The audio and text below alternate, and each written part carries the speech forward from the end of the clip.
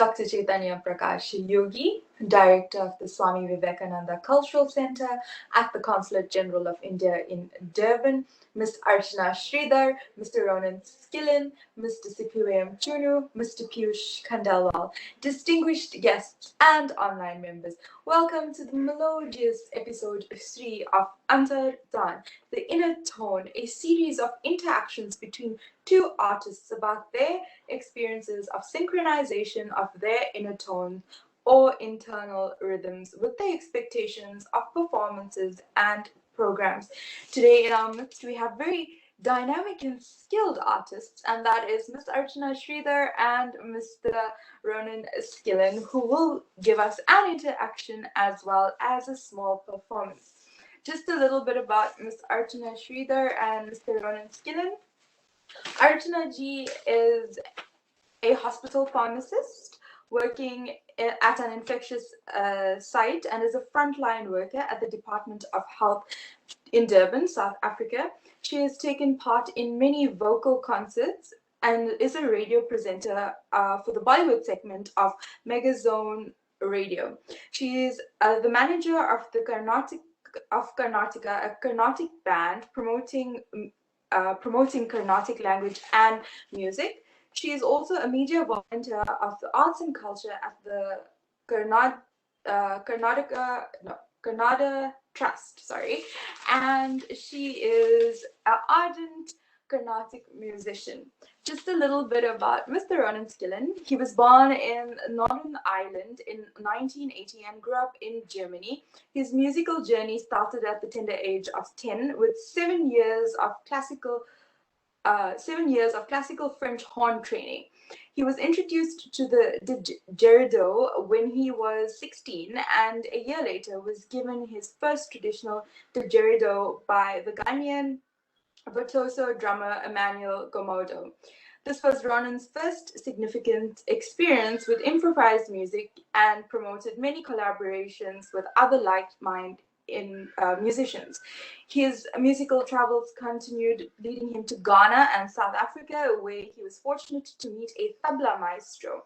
Having developed a passion for percussion and being particularly intrigued by this classical Indian drum, this introduction couldn't have come at a better time. Ronan then traveled to India in 2003 and began playing tabla under the tutelage of Ustad Akram Khan, a master of rich and intricately technical North Indian style known as Ajrara Gharana. Today we welcome Ms. Archana Sridhar and Mr. Ronan Skillen for their interaction of dialogue in episode 3 of Antartaan. Thank you so much.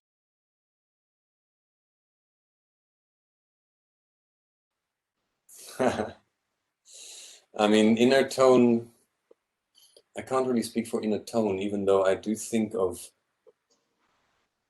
rhythms in tonal sequences often, which is quite an unusual thing.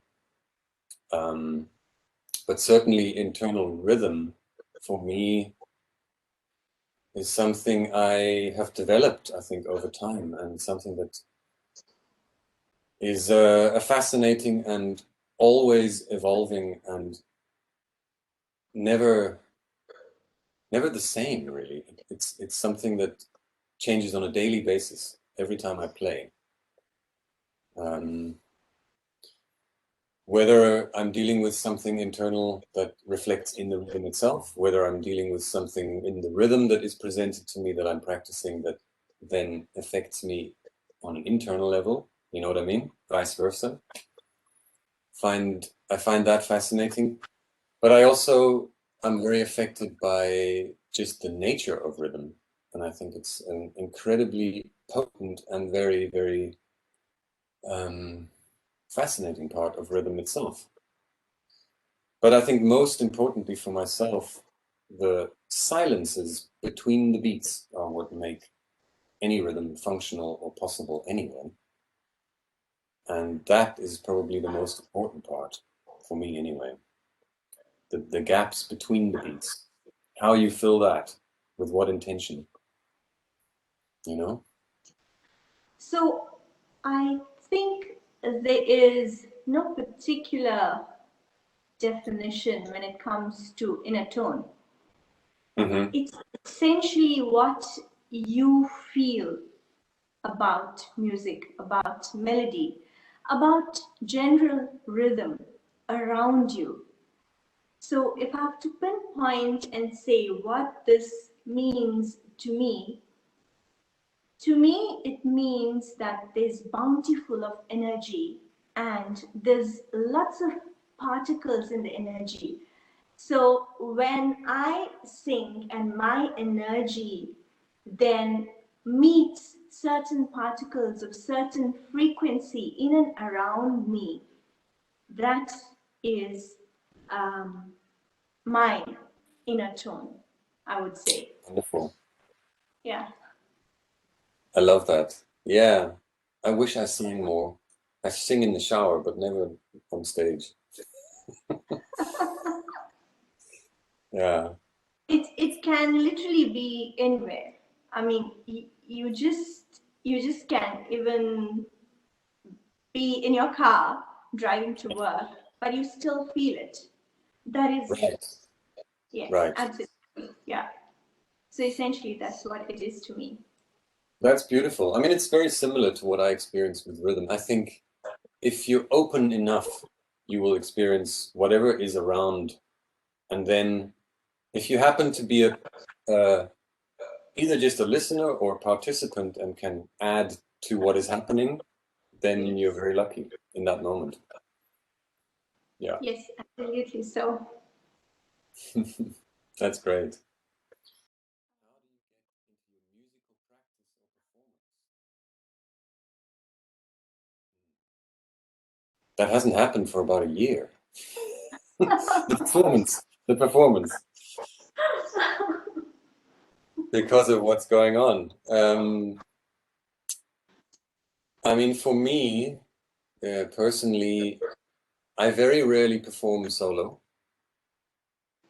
So in general, I would say if it's a performance, then obviously one has a responsibility as as a participant in a group or as a band leader or whatever it is that you are within in the context. But the camaraderie between musicians that are featured in the performance is sometimes even more than the music. I find that when you have a good rapport with your bandmates, essentially the conversation that happens musically is then that much better because you can converse verbally, very well as well. And I think that has a very interesting correlation. If when you meet someone who just talks at you the whole time, and you really actually feel like there's not really a conversation going on, that can translate to music as well. If someone's just trying to prove a point and all the attention is on them the whole time, yes, that can be very challenging in a musical situation. And I think we've probably both experienced that. I speak for myself and any musician for that matter. So I guess set an intention with it and go, right, I'm going to be as respectful to what is happening with the audience, with the room, with the people I'm playing with, and then see what happens. I just wanted to say that if we take just practice as a singular unit, for anyone to present something, anything, it could be a talk, a lecture, in our case, it's music. Mm-hmm. There is rigorous hours of practice that has been put into to get to a stage to wherever we are today. Right. Without which you cannot actually just get up one day and go out there and perform if you're a performer. Mm-hmm. And what I've noticed is even with practice, you may not sit and practice at one place. I'll just give you one small example. I've been recently learning a phonetic piece. It's called Ivarnam. Mm-hmm. So in that particular rag, if I don't get the nuances right, even when I'm saying take one tablet one time a day, I'll be like thinking, no, I'm saying this because I've experienced this, right? Right. I'll go, Chala mela. It's ringing in my head until I get that nuance right. Right. So whether or not you are at work or elsewhere, you're still practicing All because the time. you love doing it. Yeah. So essentially, if you have that inner tone within yourself and you love that inner tone, you'll do whatever it takes to get to practice. That's So perfect. that is, yeah, so that is how I see practice. Yes, in your younger years, of course, you need to be guided by somebody, but as you grow and as you understand what is it that you are deriving from your music, Yeah. you automatically develop your own practice guidelines, if I may say so. Mm-hmm. Absolutely. So that's that. So that's the practice part of it. Then the performance. It also depends on an artist if he or she wants to be a performer. Yeah. Everybody doesn't want to perform. They Right. can practice, they can learn, they can be very happy and content with what they're doing, and yet they opt out of a performance. Yeah. So when Yeah. it comes to performance, I completely agree to what you said. Again, for me, it's all the energy that's around each and every musician that then translates into that performance, reaching people sitting there. Because all those people that are sitting there and listening to you, watching you perform, they may or may not have um, a liking to what you are performing. But if you can put all that energy into positivity, Mm-hmm. then it really reaches them. When they say it hits a chord, that's what it means. That means your performance has really taken a liking to them. Yeah. Yeah. So there are many technicalities around performance, but if you're just looking at melody, rhythm, tonal qualities, and things like that, this is what it is to me. Yeah, in a very, I can't say it's very, it can be spiritual, but this is what it is essentially. Absolutely. I agree. I mean, I love what you said about your musical practice. I was driving home just now on my way back for this session with you guys, and I was practicing a kind on the dashboard, you know. You see?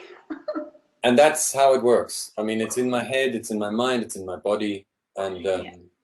you know, my wife goes mad sometimes. Stop it, you know, on the table every day. You know, it's like we have a term. I'm an OPD, which is an obsessive percussive disorder.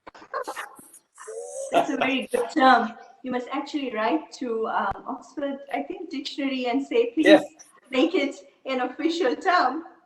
exactly. And but yeah, it's always going on, and it's internalizing. And there's often a very profound moment when you feel like, oh wow, I've just inched a tiny bit further, and it happens unexpectedly sometimes when you, whether it's, you know, depth, or whether it's speed, or whether it's intonation, all these things that you know have so much to do with the whole package, and then sometimes it's unexpected, and then there it is. It's wonderful. I just Yeah. also want to add, as we grow and as we learn, we always feel that we don't know anything. Yes. You're always starting again. You're always starting again. You're always trying to Yeah. reinvent and start again and reach whatever it is that you want to achieve. Absolutely. Yeah, I mean, every time I go back to India and then I'm faced with 10-year-old students who are doing things Yes. I've never ever even thought about, you know. And you Yes. think, why did I decide to do this? You know, it's so difficult. Hmm. And I When mean, I look at my daughter sing, she is also into Carnatic music. mhm, I feel that their understanding of music is far better than what we understood when we were that age. They can right, understand technicalities very easily, yeah, which I don't think I did at that age that she is in. okay, Mhm. interesting. I mean, there's an interesting discussion around as a listener for music. Um, I mean, if you take it just quite simply, music for most people, music is just an emotion. It's a feeling. And if you resonate with it, you do. If you don't, you don't. Right? So that's what you're saying. If you have your intentions set in the most profound and purest kind of way, then if your being can translate what's going on in the room, that can affect everybody in the same way, Yes. which is an incredibly mysteriously wonderful thing. I mean, I think music is probably the most incredible of all the mysteries that we have. I mean, I believe that because you cannot see it, you cannot touch it, you You can you only can feel really, it. you can only feel it and hear it, and those things are slightly different still. You know, the hearing and the feeling. I mean, Yes. it can be a nostalgia where you hear a piece of music you remember from when you were 5 years old, and it brings up an emotion. It Why? does. You know, it's incredible. That's the incredible connection that Yeah. music has with each and every living being on this planet. Mm-hmm. Hmm. Yeah. Did you feel that this inner tone gives you a sense of assimilation and absorption into universal energy, which is unlimited and infinite? Yes, definitely. I mean, that's the short answer. Um, Again, it's what you were saying earlier. Um, you're constantly restarting. You're always at the beginning and always at the end as well, because you may have come to the end of a session of practice or the end of a concert, and yet it's just a recital of what is to come still. It's the beginning of the next phrase or the next rhythm or the next beat or whatever it is that you are busy with. And therefore, the eternal, infinite, uh, structure within it is endless. I guess that's what's so wonderful about it. This medium of music being always in a state of exploration. It doesn't ever stop, and I think that's what's so wonderful. And I'm talking about the actual musical medium itself isn't stopping. Whether we are there to receive it or not is relevant. The thing itself is happening, whether we like it or not, you know? I think that's what's so interesting about that. Is that too far-fetched? I don't know. No, it's not.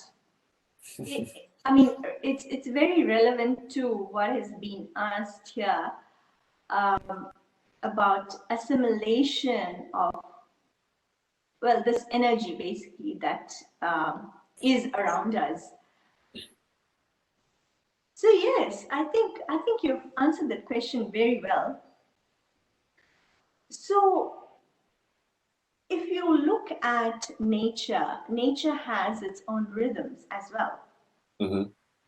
So that rhythm could be jumping of particles, division of particles, rotation, the revolution, everything is a Yeah. rhythm. Yeah. So this universe is built on rhythm. Mm-hmm. You just pop out and you connect with the rhythm. That is when you understand it and you then translate it to somebody else. Yeah. I think that is what it means to me about assimilating that rhythm and then putting it out there. Yes, it is infinite because I don't think anything in this world is finite. Exactly. Everything is infinite. Mm-hmm. The learning, the practice, the performance, the music, the melody, Mm-hmm. everything around us is infinite, definitely, yes. Wonderful. I agree. And I mean, just to add to your idea around the natural rhythms and the universal pulse, let's call it. I have found that to be the most rewarding part of how I identify as an artist, actually. Um, I love nature. I love being in nature, and I make a point of hiking once a week, no matter where it is, somewhere. And in general, most of my musical processing or ideas come when I'm doing that.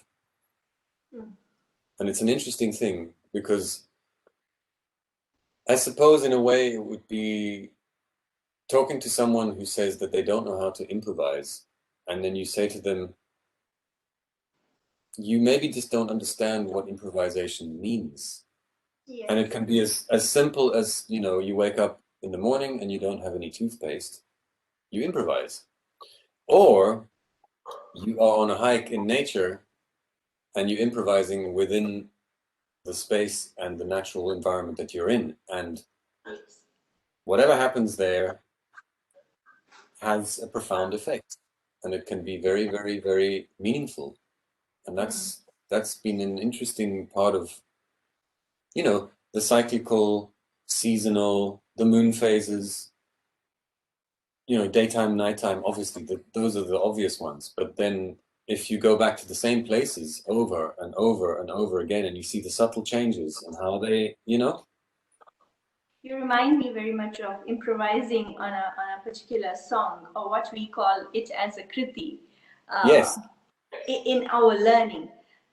So you may have learned a particular song a few years ago, but believe me, there is still scope for improvement every time you sing the same song. exactly. Yeah. Every single time.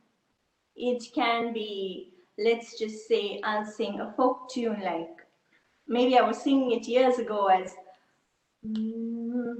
O Nadi, O Nadi, O Nadi, O Nadi. So this just means, what a mighty river. Nadi is a river. But Yeah. then when I look at it today, to me, I look at various aspects of the river, starting from the waterfall. So maybe today I will sing it as O Nadi, O Nadi, O Nadi, O Nadi. So there's endless, infinite, that's when it occurred to me. There's infinite possibilities that the universe constantly gives us. It's up to us as to how we make it reach us within our inner selves and then put it out there again to the universe. Yeah. That's great. Yeah. Subtle differences. Yes. Mhm. Exactly.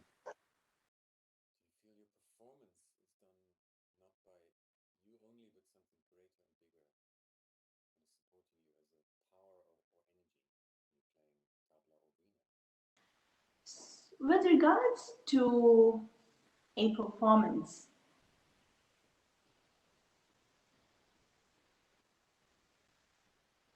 I think firstly you just go out there and perform. Obviously, you're gonna see what the performers want from you, because sometimes you may have a plan in mind, but that's not actually what they want. Mm. So to me, if it's for a specific audience, we rather present something that they can relate to, right?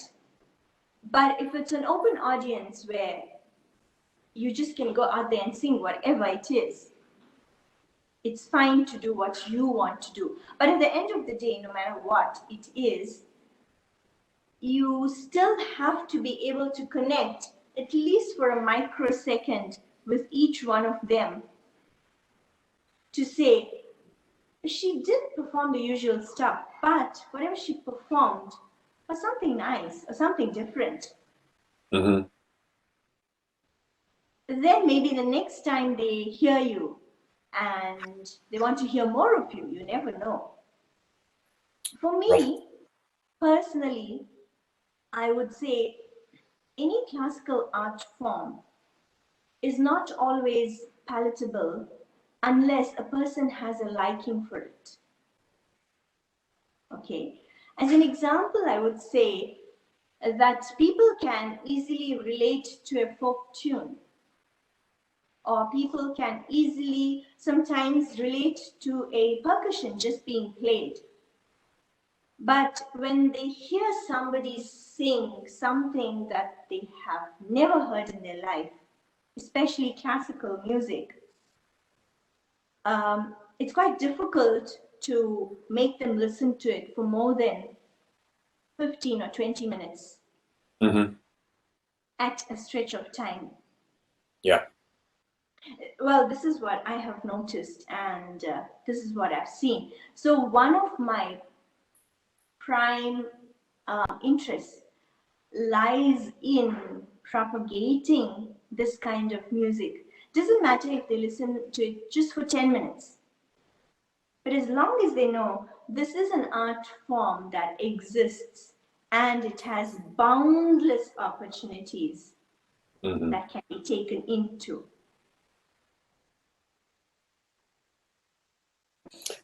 Yeah. You could answer this question in so many ways, I think. You know, I mean, if you look at it from a spiritual angle, I'm sure you can relate to a moment that sometimes happens in a concert situation where undoubtedly everyone feels the same thing at the same time. And it might last only 3 seconds. You're right. And there's some sort of magical kind of synergy that goes, whoa, what was that? And then it's gone. And I think that's maybe a kind of a part of us, or a part of me personally, that is then definitely bigger than, anything that I can really explain, or I suppose it could be, you could relate it to, divine intervention of sorts, or magic is maybe the right word for it. When everyone just feels that same thing for some reason. And I like that mystery. I wouldn't want that to be anything other than a mystery. You have to love the mystery. That's the most important thing in life, I think. Is to enjoy that. Because otherwise it's absolute. If you figure that out, then what's there to live for? Right? I mean, I don't know. It's a very interesting debate. But certainly, I mean, if I were to give a quick, concise, logical answer to that, it would be that it does happen, but not always. Yeah.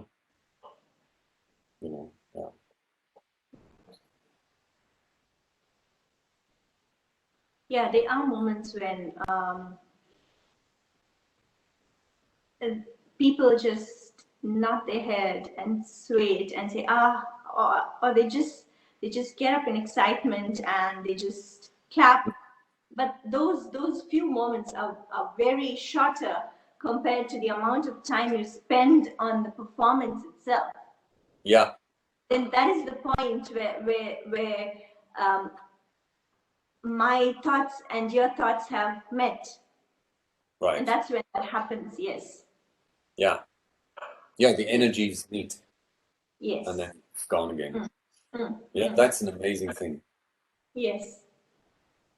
I suppose the practice of this has an intention to be a meeting of energies that is never, you cannot force it. It's not possible. So you can't aspire to that every time you perform, to expect it to happen even. You're But right. the more you have a certain intention with an openness, I suppose you could plug into the area of where that might occur more and more and more until you find that it does happen more. I don't know. It's an interesting thought. It's a very broad. Well, this one question is, I don't know. It has many aspects to it. So talking about, I think we can talk about this the whole time as Yeah. one single topic, just this question. But in the context of rhythm, yes, what you said, just connecting with the audience as a performer is what is the wow factor there. Sure. Absolutely. Yeah, yeah. How do you feel synchronization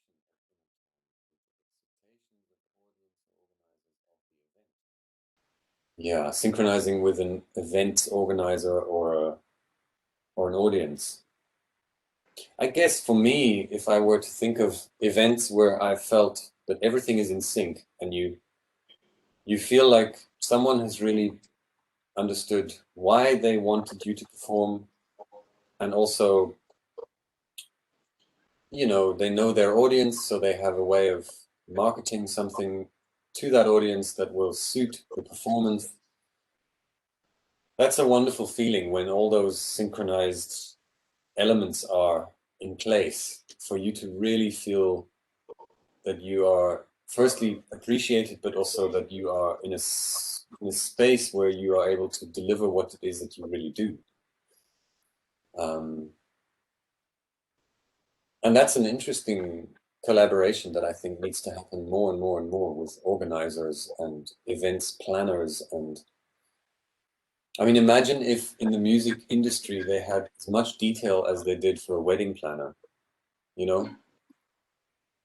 The details there go right down to the color of the flowers. I mean, it's an amazing thing. And maybe that's something to look forward to in the new post-COVID music world, to be more attentive to those things. I think it's a valid question, you know.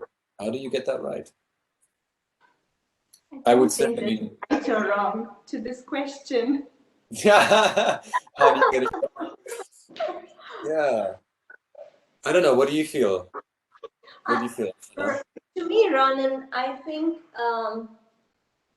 I may beg to differ from you. I'm sorry. But to me, I think, yet again, synchronization is when you synchronize with the elements. Mm-hmm. Element can be a person, the element can be a microphone, the element can be the walls, the speakers, the wooden panels, whatever it is. At the end of the day, to me, that is synchronization. Yeah. So I'm not looking at that person. I'm looking at the elements the person has. Mm-hmm.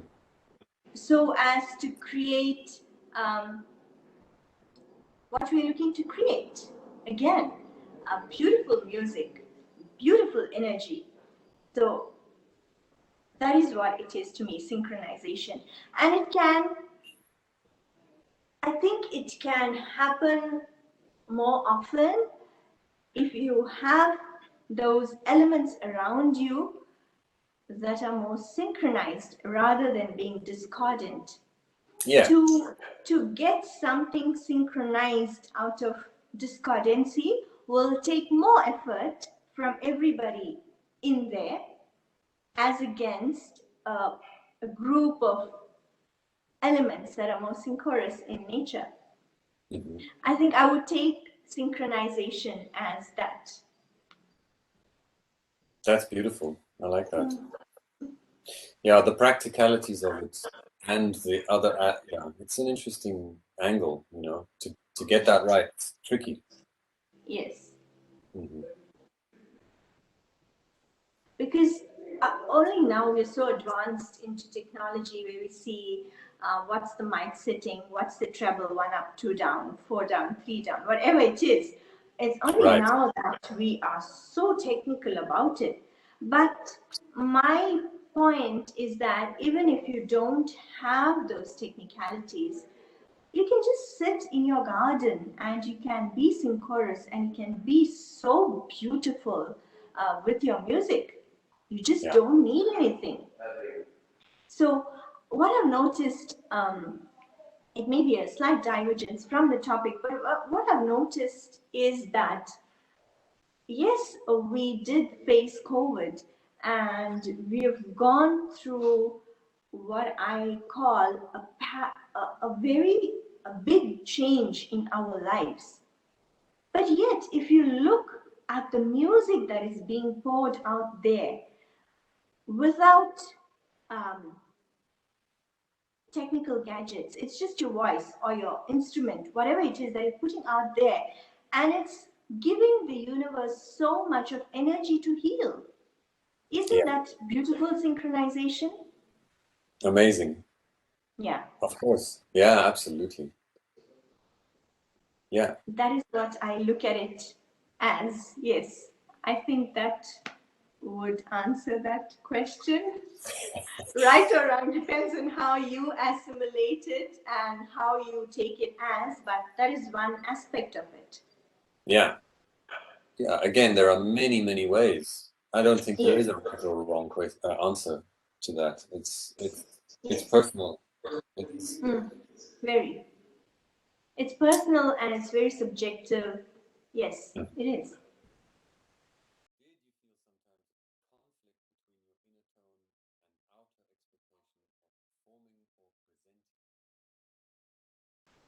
So if you're just looking at it as a performance point of view, I would not take on something to perform that I'm not comfortable with.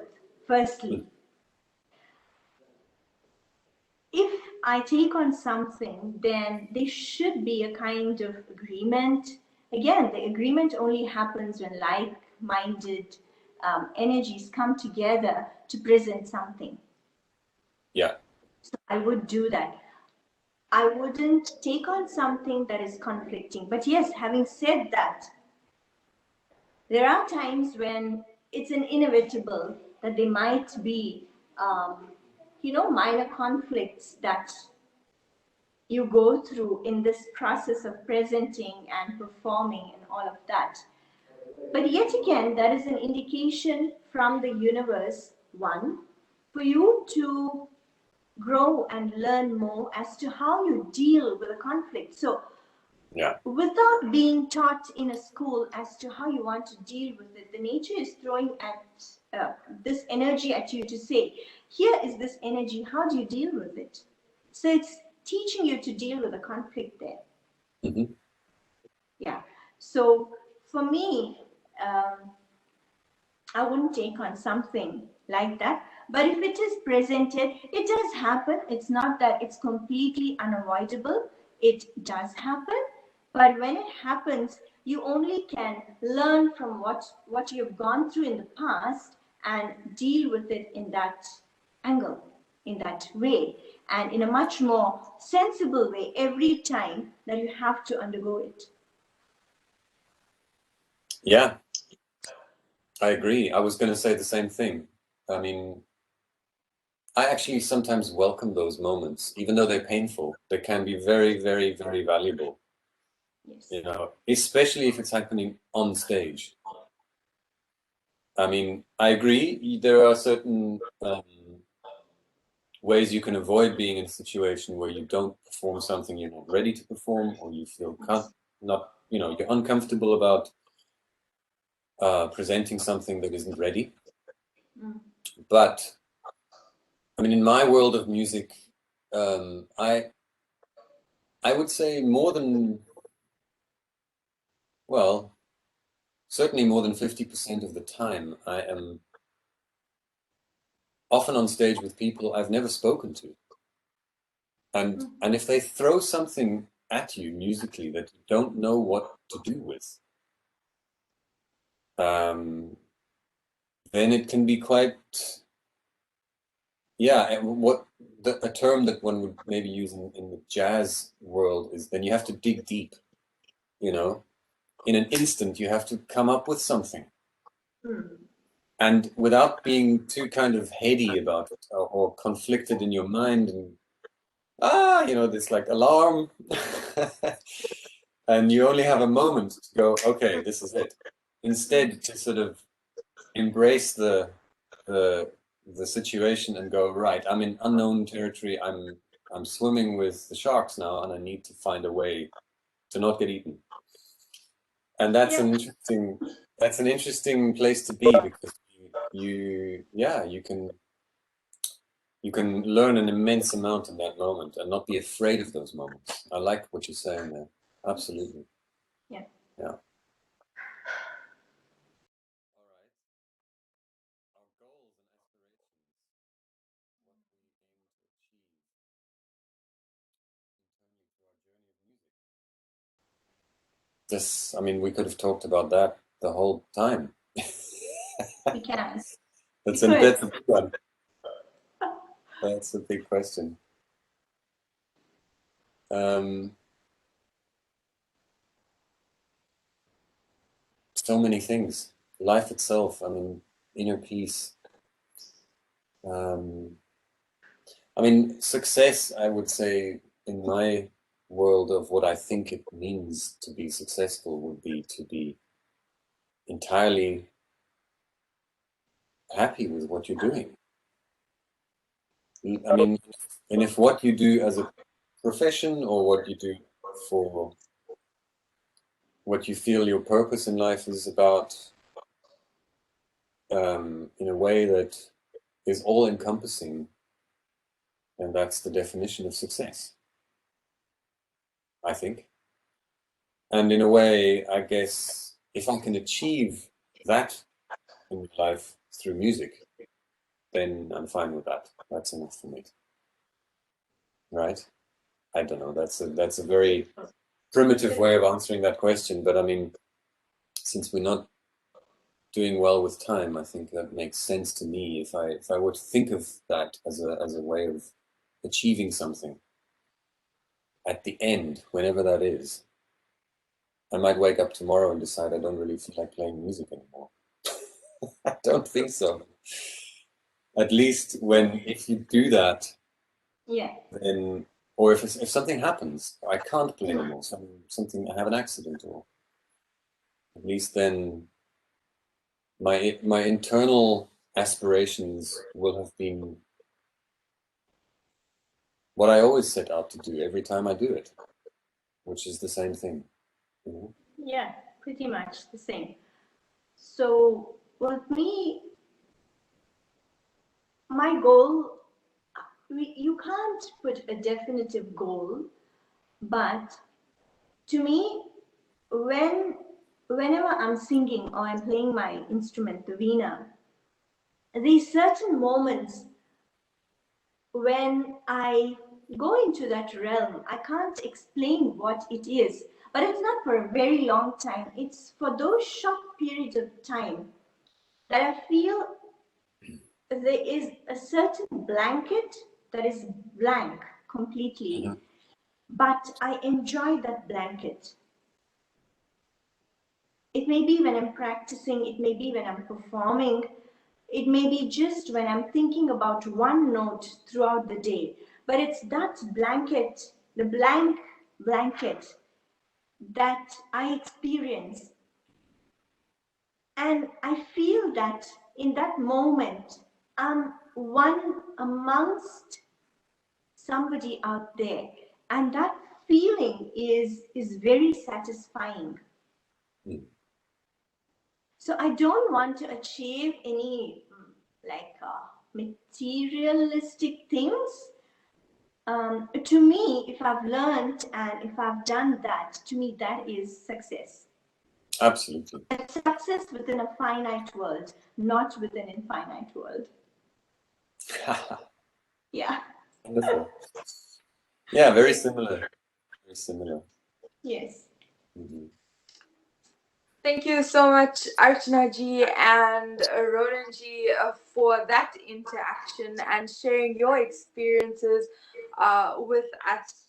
So we've come to that very interesting part of the program where we'll now have a Jugalbandi or a duet performance by Archana ji and Ronan ji. And Archana ji will be playing the veena and Ronan ji will be playing the tabla.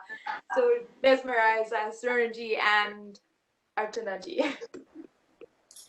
Right. I think if I do this, you should see my instrument right here. Can't see my head anymore. That doesn't matter. There we go. Right.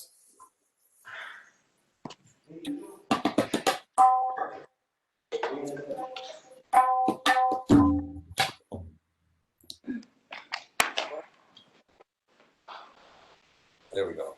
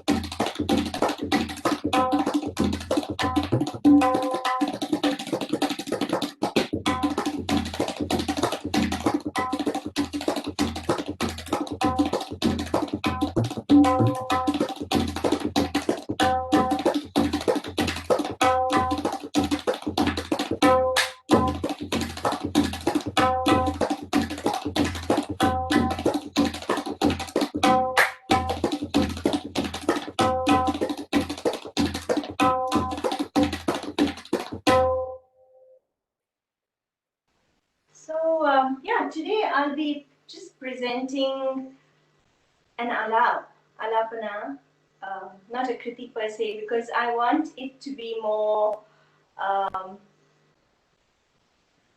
related to the topic that we are doing today. So it could be anything that you play as long as you can relate to it. And what better than just a alap? No words, nothing, just the tune to flow into it.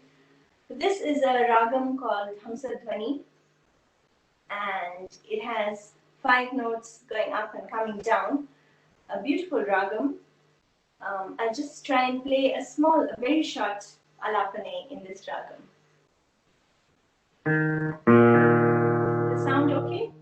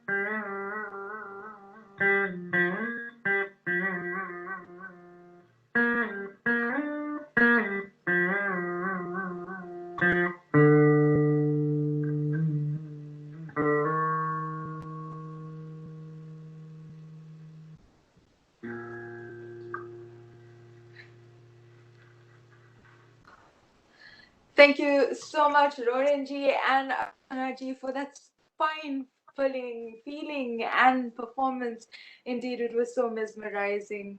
We've come to the conclusion of episode 3 of Antartaan. I would like to now introduce Mr. CPM Chunu from the Swami Vivekananda Cultural Center at the Consulate General of India in Durban to render this evening's vote of thanks. Namaskar. Namaskar. Namaskar to all of you. On behalf of Swami Vivekananda Cultural Center at the Consulate General of India in Durban, I am so delighted today to deliver a vote of thanks on today's episode 3 of the program Antartaan, meaning the inner tones.